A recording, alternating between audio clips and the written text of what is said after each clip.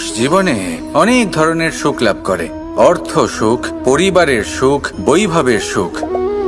কিন্তু এমন একটা সুখ আছে যা বেশিরভাগ মানুষকে প্রভাবিত করে, কিন্তু সেই সুখ তাদের কোনো প্রয়োজনই নেই। সেটা হলো পরনিন্দা সুখ। অর্থাৎ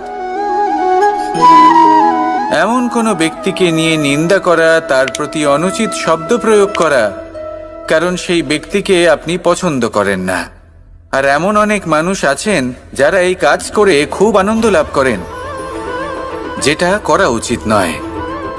কারণ এতে আপনার সময়, আপনার ঊর্জা, আপনার নিজের অন্তরের ইতিবাচক শক্তি আপনি নষ্ট করে ফেলছেন।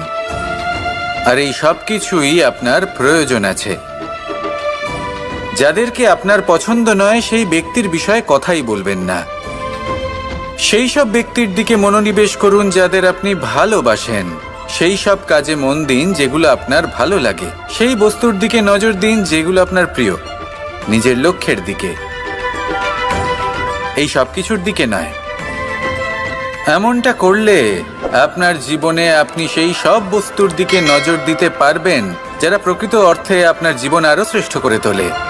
এমনটাই করুন, জীবন আরো অনেক বেশি সুন্দর হয়ে উঠবে। আর তখন এই মন প্রসন্ন হয়ে বলবে, রাধা রাধা।